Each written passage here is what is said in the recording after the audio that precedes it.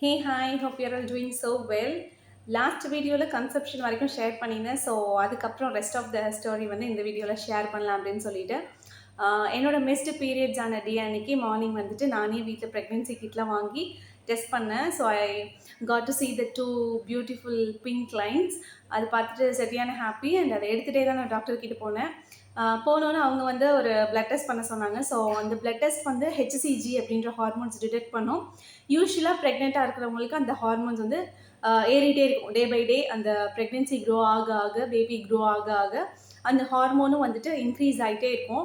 So அதனால தான் நம்மளுக்கு வந்துட்டு அந்த சிம்டம்ஸ்லாம் இருக்கும். அந்த நாசியா, டிசீனஸ், இந்த மாதிரி கொஞ்சம் வியர்டான சிம்டம்ஸ்லாம் நம்மளுக்கு இருக்கும் அந்த ஹெச்சிசிஜி அப்படின்ற ஹார்மோன்னால. ஸோ பிளட் டெஸ்ட் எடுத்துகிட்டு அந்த ஹார்மோன் ரேஞ்ச் பார்த்துட்டு ஓகே ப்ரெக்னென்சி கன்ஃபார்ம் பண்ணாங்க. கன்ஃபார்ம் பண்ணிவிட்டு அது வரைக்கும் வந்துட்டு நான் வைட்டமின் சியும் எடுத்துகிட்டு இருந்தேன் டேப்லெட் கூட. Vitamin C, vitamin D. Okay, அது வரைக்கும் நான் வந்து டேப்லெட்டில் வந்துட்டு folic acid plus omega 3 fatty acid, அது இல்லாமல் vitamin D and vitamin C எடுத்துகிட்டு இருந்தேன். ஸோ என்ன சொன்னாங்க அப்படின்னு சொன்னால் வைட்டமின் சி கட் பண்ண சொல்லிட்டாங்க. So I cut vitamin C, அந்த omega 3 fatty acid plus folic acid சேர்ந்து ஒரே பாட்டிலில் இருக்க ஒரு டேப்லெட் அண்ட் வைட்டமின் டி. அது இல்லாமல் கால்சியமும் அயனும் வந்துட்டு ப்ரிஸ்கிரைப் பண்ணாங்க. ஸோ இதெல்லாமே எடுக்க சொன்னாங்க. ஸோ அதுக்கப்புறம் ஸ்கேனுக்கு வர சொன்னது வந்துட்டு அரவுண்ட் 8 to 12 வீக்ஸ் அப்படின்னு நினைக்கிறேன், ஃபர்ஸ்ட் ஸ்கேன். ஸோ அந்த ஃபர்ஸ்ட் ஸ்கேனில் என்ன டிடெக்ட் பண்ணுவாங்கன்னா எம்ப்ரியோ நல்லா வந்து யூட்ரஸில் இம்ப்ளான்ட் ஆயிருக்கா அப்படின்னு செக் பண்ணிவிட்டு அந்த எம்ப்ரியோவை வச்சு பேபியோட கெஸ்டேஷனல் ஏஜ், நம்மளோட ப்ரெக்னென்சியோட கெஸ்டேஷனல் ஏஜ் வந்து டிடெக்ட் பண்ணுவாங்க. அது இல்லாமல் நம்மளோட லாஸ்ட் பீரியட் ஃபர்ஸ்ட் டே இருக்கும் இல்லையா, அதை வச்சு ஒரு கெஸ்டேஷனல் ஏஜ் வந்துட்டு இது பண்ணுவாங்க. அது 2 to 3 days வந்து வேரி ஆகும் அந்த பேபி க்ரோ ஆகிறத பொறுத்து. But it is not that much important actually. அது 2 to 3 days வேரி ஆனாலும் ப்ராப்ளம் இல்லை. பிகாஸ் அது எப்போ இம்ப்ளான்ட் ஆகுறதுன்றதெல்லாம் பொறுத்து தான் அந்த கெஸ்டேஷனல் ஏஜ் அப்படின்றது வந்துட்டு டிடெக்ட் ஆகும். தென் அடுத்த ஸ்கேன் வந்துட்டு ஐ திங்க் அடுத்த ஸ்கேன் வந்துட்டு அரவுண்ட் 3 months அந்த மாதிரி இருக்கும்னு நினைக்கிறேன். அது வந்து என்டி ஸ்கேனுன்னு சொல்லுவாங்க. பேசிக்காக பேபியோட டவுன் சிண்ட்ரோம் செக் பண்ணுறதுக்காக உள்ள ஸ்கேன் அது ஒன்று. அது இல்லாமல் 5th month ஒரு ஸ்கேன் இருக்கும், அனோமலி ஸ்கேன் அப்படின்னு சொல்லுவாங்க. ஸோ பேபியோட ஃபிசிக்கல் ஸ்ட்ரக்சர்ஸ் எல்லாம் கரெக்டாக டெவலப் ஆகிருக்கா அப்படின்ற மாதிரி. இது இல்லாமல் மந்த்லி ஒரு தடவை நான் போகும்போது ஒரு தடவையும் யூரின் டெஸ்ட் பண்ணுவாங்க. ஸோ இன்ஃபெக்ஷன் ஏதாவது இருக்கா அப்படின்ற மாதிரி செக் பண்ணிட்டு இருப்பாங்க. இதுதான் பேசிக்காக எல்லாருக்கும் இருக்கிறது. எனக்கும் அதே தான். எனக்கு எந்த ஒரு ப்ராப்ளமும் இல்லை த்ரூ அவுட் மை ப்ரெக்னென்சி. எனக்கு இருந்த ஒரே ஒரு வியர்டான நாட் சிம்டம்ஸ், எனக்கு இருந்த ஒரே ஒரு வியர்டான ப்ராப்ளம் இஷ்யூ என்னென்னா ஐ காட் ஸ்கின் அலர்ஜிஸ். அந்த டைமில் ஒரு ஃபங்கல் இன்ஃபெக்ஷன் மாதிரி ஸ்கின் அங்கங்கே ஒரு மாதிரி ரவுண்டாக நல்லா ப்ரௌனாக இச்சியாக இருக்கும், அந்த மாதிரி வந்துருச்சு. ஈவன் பேபி பம்லெலாம் கூட இருந்துச்சு. ஸோ அந்த மாதிரி இருந்தோன்னே மீன்ஸ் டம்மி, பேபி டம்மிலெலாம் இருந்துச்சு. ஸோ அந்த மாதிரி இருந்தோன்னே அப்போ வந்து டாக்டர் எனக்கு ப்ரிஸ்கிரைப் பண்ணது என்னென்னா ஒரு கெலமைன் சொல்யூஷன் ஒன்று கொடுத்தாங்க. ஸோ அந்த கெலமைன் சொல்யூஷன் போட்டோன்னே அது ஒரு 2 to 3 days வந்துட்டு கொஞ்சம் ஃபேட் அவுட் ஆச்சு.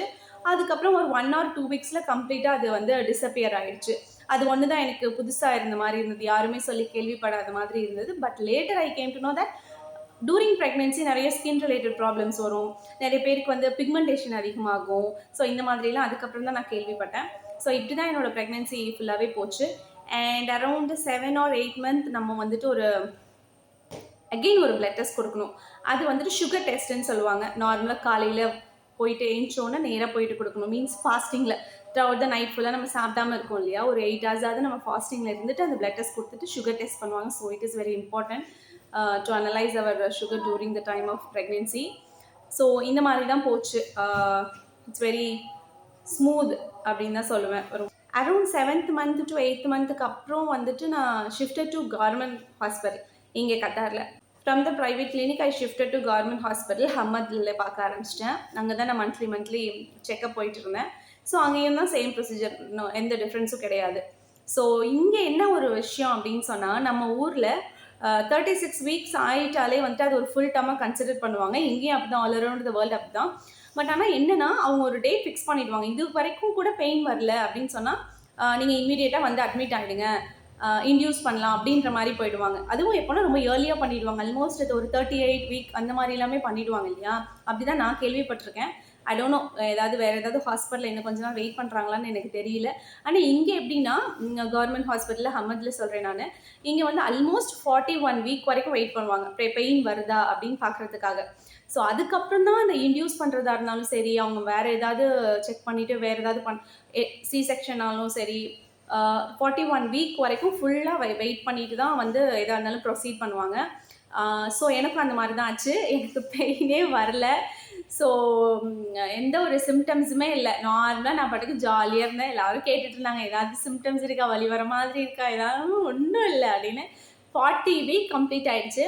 40 வீக் கம்ப்ளீட் ஆனோன்னு எனக்கு என்ன சொன்னாங்கன்னா, கவர்மெண்ட் ஹாஸ்பிட்டலில் ஒரு ப்ரொசீஜர் ஒன்று சொன்னாங்க. என்ன ப்ரொசீஜர்னால் it's call membrane sweep. Membrane sweep is nothing but அவங்க வந்து ஹாஸ்பிட்டலில் மிட்வைஃப்னு ஒருத்தவங்க இருப்பாங்க, அவங்க தான் அதை பர்ஃபார்ம் பண்ணுவாங்க. அவங்க 2 ஃபிங்கர்ஸ் வச்சுட்டு நம்மளோட பர்த் கெனால் இருக்குது இல்லையா, அது வழியாக இன்டியூஸ் பண்ணுவாங்க. உள்ள பேபி இருக்க மெம்பரேன்ஸை வந்து ஒரு மாதிரி ஸ்வீப் பண்ணி இன்டியூஸ் பண்ணுவாங்க. ஸோ அது ஆட்டோமேட்டிக், அதுவும் ஒரு கைண்ட் ஆஃப் இன்டியூஸ் பண்ணுற மாதிரி தான், டேப்லெட் இல்லாமல் வேறு எதுவும் ஜெல் அந்த மாதிரிலாம் இல்லாமல் இன்டியூஸ் பண்ணுற மாதிரி. ஸோ ஆட்டோமேட்டிக்காக அந்த யூட்ரஸ் வந்து கான்ட்ராக்ஷனுக்காக இன்டியூஸ் பண்ணுற மாதிரி. ஸோ அது ஒன்று பண்ணாங்க. அதுதான் சரியான டிஸ்கம்ஃபர்ட்டு. அது பண்ணிட்டு வந்ததுலேருந்தே வந்துட்டு ஸ்லைட் கான்ட்ராக்ஷன்ஸ் இருந்துச்சு. But it is not rhythmic. So கான்ட்ராக்ஷன்னா ஒரு ரிதமில் இருக்கணும் இல்லையா, கான்ட்ராக்ஷன் இருக்குது, நோ கான்ட்ராக்ஷன், கான்ட்ராக்ஷன் இருக்குது, நோ கான்ட்ராக்ஷன், அந்த மாதிரி அந்த ரிதம் இல்லாமல் கண்ணாப்பின்னான்னு இருக்கும். கொஞ்சம் நேரம் இருக்கும், அப்புறம் ரொம்ப நேரம் இருக்காது, ஸோ இப்போ திடீர்னு இருக்கும். ஸோ இந்த மாதிரி ரிதம் இல்லாமல் இருந்ததுனால வந்துட்டு அது ஃபால்ஸ் கான்ட்ராக்ஷன்ஸ்ன்னு சொல்லுவாங்க. So original contraction, real contraction வர்றதுக்கு முன்னாடி யூஸ்வலாக பீப்புளுக்கு ஃபால்ஸ் கான்ட்ராக்ஷன்ஸ் இருக்கும். ஸோ அந்த மாதிரி இருந்தது. அதுக்கப்புறம் ஐ காட் ஃபீவர். அது ஏனே தெரியல, I got fever. Immediately I got fever. Fever வந்த உடனே நான் டாக்டர் கிட்ட போனேன். சரி ஓகே ஃபீவராக இருக்குது, நம்ம செக் பண்ணிக்கலாம்னு சொல்லிட்டு மார்னிங் அரவுண்ட் ஒரு 9 o'clock அந்த மாதிரி போயிருப்பேன். போகும்போது ஃபீவர் செக் பண்ணிவிட்டு என்னோட டைலேஷன் செக் பண்ணாங்க. So I was 2 centimeter dilated at the time. அது எதனாலனா அந்த மெம்பரேன் ஸ்வீப் இருக்கு இல்லையா, அதோட சைடு எஃபெக்ட் தான் அந்த 2 centimeter டைலேஷன்ன்றது. It is not naturally happen. அந்த மாதிரி தான் எனக்கு தோணுச்சு. அந்த 2 centimeter டைலேட் ஆகிடுது. ஸோ அவங்க என்ன சொல்லிட்டாங்கன்னா, நான் சொன்னேன் எனக்கு ஃபால்ஸ் கான்ட்ராக்ஷன்ஸ் இருக்குது, ஒரு ரிதம் இல்லாமல் அப்பப்போ எனக்கு பெயின் இருக்குது. கான்ட்ராக்ஷன்ஸ் இன் த சென்ஸ் உங்களுக்கு அந்த யூட்ரஸ் வந்து கொஞ்சம் பெயினாக இருக்க மாதிரியும் இருக்கும், ஒரு மாதிரி டைட்டனிங் ஆகிட்டு ஒரு மாதிரி இழுத்து பிடிச்சிட்டு இருக்க மாதிரி இருக்கும். ஸோ அப்படியே கொஞ்சம் நேரம் ரிலீஸ் ஆகும். ஸோ திருப்பி அது அகெயின் டைட்டாக இழுத்து பிடிக்கிற மாதிரி இருக்கும், ஒரு பெயின் இருக்கும், திரும்பி ரிலீஸ் ஆகும். அப்படி தான் அந்த கான்ட்ராக்ஷன்ஸ் இருக்கும். ஸோ நான் சொன்னோன்னா அவங்க கான்ட்ராக்ஷன்ஸ் நார்மலாக போட்டு செக் பண்ணுவாங்க இல்லையா, ஸோ கான்ட்ராக்ஷன் செக் பண்ணாங்க. ஸோ கான்ட்ராக்ஷன்ஸ் இருக்குது, பட் இட் இஸ் நாட் இந்த ரிதமிக்காக இல்லை அப்படின்னு சொல்லிட்டு என்னை அட்மிட் பண்ணிட்டாங்க. ஓகே நீங்கள் அட்மிட் ஆகிடுங்க அப்படின்னு சொல்லிட்டு அட்மிட் பண்ணிவிட்டு இன்டியூஸ் பண்ணிட்டாங்க, பெயின் இன்டியூஸ் பண்ணிட்டாங்க. சரின்னு சொல்லிட்டு மார்னிங் அரௌண்ட் 10 o'clock வந்து பெயின் இன்டியூஸ் பண்ணாங்க. பெயின் இன்டியூஸ் பண்ணோன்னே அதுக்கப்புறம் தான் இந்த real contraction had started. Pain நல்லா ஏறிட்டே இருக்குது. அந்த யூஸ்வலாக அந்த கான்ட்ராக்ஷன்ஸ் இருக்கும் இல்லையா, பெயின் இருக்குது, அப்புறம் கொஞ்சம் செட்டில் டவுன் ஆகுது, அப்புறம் பெயின் இருக்குது, அந்த மாதிரி மேலே மேலே மேலே மேலே ஏறி I am going in to the peak. But 1 hour once வந்துட்டு டாக்டர்ஸ் செக் பண்ணிட்டே இருக்காங்க. பட் நான் டைலேட்டே ஆகலை. அவள் வெளியில் வர ஐடியாலே இல்லை போல், நான் டைலேட்டே சுத்தமாக ஆகலை. சரின்னு சொல்லிட்டு இந்த மாதிரி நைட்டு வரைக்கும் போச்சு. நானும் பெயின்லேயே இருந்துட்டு இருக்கேன். ஸோ இந்த மாதிரி பெயின் இருந்துச்சு. ஆனால் நான் டைலேட்டே ஆகலை, அப்படியே கல்லுக்குண்டா மாதிரி படுத்துட்டு இருந்தேன். ஸோ தென் அரவுண்ட் நைட்டு காலையில் 9 o'clock அட்மிட் ஆனால் நைட்டு 9 o'clock அரவுண்ட் 10 o'clock கிட்டே டாக்டர் வந்து பார்த்துட்டு அப்போ என்ன சொன்னாங்கன்னா, எனக்கு ஃபீவர் இருந்துகிட்டே இருந்தது, அந்த மைல்ட் ஃபீவர் இருந்துகிட்டே இருந்தது. ஸோ டாக்டர் என்ன சொல்லிட்டாங்கன்னா, பேபியோட ஹார்ட் பீட் வந்து ரொம்ப ஃப்ளக்சுவேட்டிங்காக இருக்குது. So baby got into stress அப்படின்னு சொன்னாங்க. சொன்னோன்னே எனக்கு ஒரு மாதிரி பேனிக் ஆகிடுச்சு. வாட் பேபி காட் அண்டர் ஸ்ட்ரெஸ்ஸா அப்படின்ற மாதிரி. சரின்னு we are going for emergency C section அப்படின்னு சொன்னாங்க. அவங்க சொல்லி ஒரு செகண்ட் கூட இருக்காது, அந்த ஒரு லேபர் ரூம்குள்ள எப்படி தான் அவ்வளோ பேர் வந்தாங்கன்னே தெரியல. ஒரு 10 to 15 members வந்திருப்பாங்க. டக்குன்னு அந்த யூரின் கேத்தட்டர் போடுறதா இருக்கட்டும், ஒருத்தவங்க என் வாயில் என்னமோ ஊற்றுறாங்க, நான் கான்டாக்ட் லென்ஸ் யூஸ் பண்ணுவேன், அதை ஒருத்தவங்க வந்து ரிமூவ் பண்ணுறாங்க. டக்குன்னு நடந்து என்னை ஒரு பெட்லேருந்து தூக்கி இன்னொரு ஸ்ட்ரக்சர் போட்டுட்டு ஆப்ரேஷன் தேட்டர் எடுத்துகிட்டு போயிட்டாங்க. எல்லாமே ஃப்ராக்ஷன் ஆஃப் செகண்டில் நடந்துச்சு. ஸோ ஆனால் still I was in pain. போயிட்டு ஆப்ரேஷன் தேட்டர் போனதுக்கப்புறம் ஃபுல்லாக எல்லாருமே ரெடியாக இருக்கிறாங்க.